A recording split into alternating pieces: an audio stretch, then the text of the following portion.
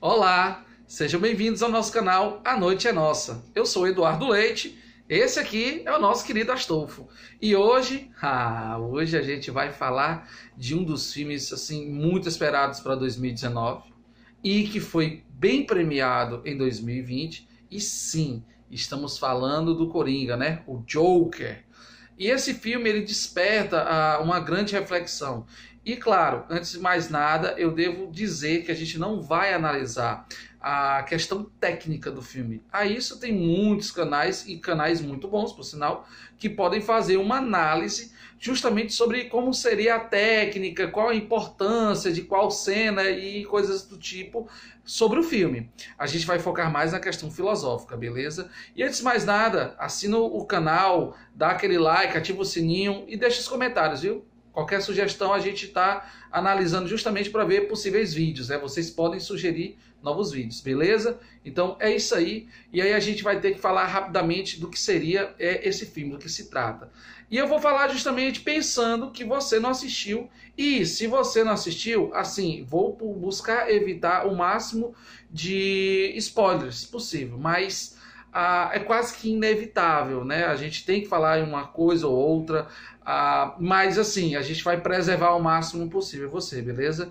Então, primeiramente, o filme, ele retrata justamente o quê? A história do personagem Arthur Fleck, que viria a se tornar o Coringa. E não, ele se baseia naquele quadrinho, na Piada Mortal, mas não é justamente uma leitura fiel do quadrinho. Ele é um filme que vai tratar justamente desse personagem, apresenta outros, como por exemplo o próprio Bruce Wayne, né, que vai aparecer no filme, mas o foco dele é justamente o Coringa. Então seria o surgimento, né? Por que o Coringa ele surge, né, naquela realidade? O que de fato fez de importância para que aquele personagem fosse criado, de fato. Então a gente vai ver exatamente o seguinte: o foco é o Coringa. Isso é perceptível. Mas tem um detalhe que muitas vezes as pessoas deixam de lado, porque muito se discute sobre o personagem. O personagem tem problemas mentais, o personagem cometeu crimes, e sim, claro, cometeu crimes, é o Coringa, né? Estamos falando do Coringa.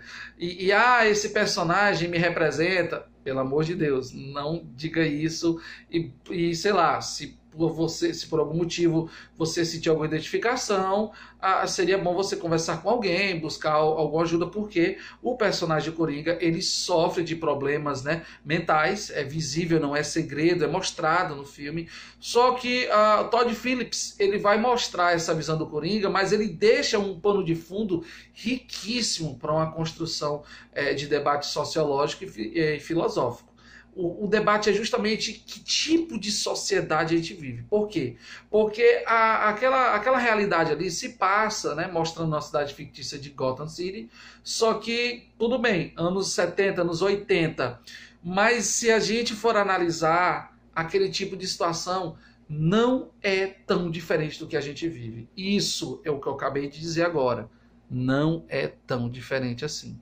Então, se você for analisar direitinho, esse filme ele é uma crítica à sociedade. Não é só mostrar o lado ruim daquele personagem e fazer com que as pessoas devam louvar ou devam se inspirar nele. Não, não é isso. Se você viu o filme e teve essa impressão, então essa impressão ela é um pouco deturpada da mensagem que quer ser passada. A mensagem é justamente sobre a questão da sociedade. Como a sociedade tem importância na criação de seus cidadãos, né? O cidadão ele tem essa característica de absorver parte do que a sociedade ao seu redor vai lhe emprestando, por assim dizer, né? Vai lhe impregnando. Então, a crítica maior é a questão social.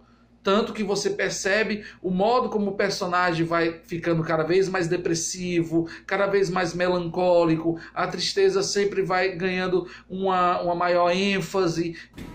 Faz as mesmas perguntas toda semana. Como vai seu trabalho? Tá tendo pensamentos negativos? Eu só tenho pensamentos negativos. Mas você não escuta, nunca escuta. Eu disse que durante toda a minha vida eu nem sabia se eu existia de verdade. Mas eu existo. E as pessoas estão começando a perceber. Então, todos esses fatores só denotam o quê? Que a sociedade ela vai contribuindo com isso. E calma, isso não quer dizer, por exemplo, que todas as pessoas que são criminosos ou serial killers, a culpa sempre é da sociedade. Não, mas parte dela sim. Parte da sociedade tem culpa nisso. Tanto que, de fato, muitos podem citar, por exemplo, o Nietzsche, com a questão do niilismo, ou alguns podem tentar colocar a questão do super-homem, né, a superação, mas eu não colocaria muito o super-homem nietzschiano nisso, porque dá vazão a você pensar que o efeito nietzschiano de se superar seria você, por exemplo, se a sociedade lhe der um tapa, você voltar e dar um tapa de volta nela. Não é assim que as coisas vão se resolver, claro. Então, assim, a discussão ela vai girar em torno justamente disso, e aí eu vejo, assim, claramente, tem muitos pensadores que vão tratar disso, mas eu vejo claramente uma análise, por exemplo, da própria filósofa, né, que, claro, já faleceu, mas Hannah Arendt, né, a filósofa judia, ela justamente vai contribuir com o discurso da banalidade do mal. Claro, ela escreve isso para denunciar, para descrever a questão da maldade que se torna banal no período do nazismo. Mas se analisarmos direitinho, a violência que é mostrada, né? Eu digo não somente a violência física, mas a violência simbólica, a violência social para com os cidadãos, você percebe claramente que aquela maldade social se tornou uma coisa banal. Tanto que você percebe que existe a greve dos lixeiros, a cidade está imunda, a criminalidade está aumentando, o Estado está cortando recursos. Então as pessoas elas não sentem esperança no dia que está por vir. Você percebe até pela própria película que o filme é filmado, é muito escuro, é muito azul, é um tom meio tenebroso. E aquilo ali só denota o quê? O descaso social que o governo, naquele filme, apresenta. E isso nos mostra o quê? Que a maldade ela é justamente algo que é tão praticado em sociedades que convivem com esse tipo de descaso social que se torna uma coisa banal. Você já viu como é que é lá fora, Murray? Por acaso você sai do estúdio? As pessoas só gritam e berram umas com as outras. Ninguém nunca é educado. Ninguém pensa como é estar no lugar do outro cara. Convivem com esse tipo de descaso social que se torna uma coisa banal.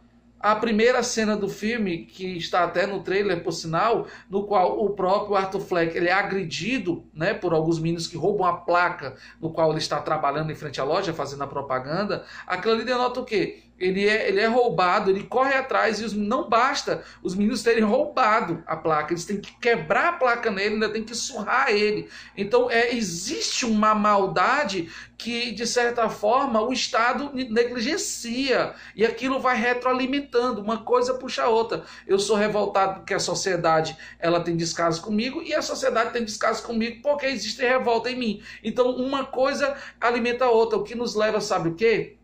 A descrença social, né? É como se fosse uma espécie de niilismo social.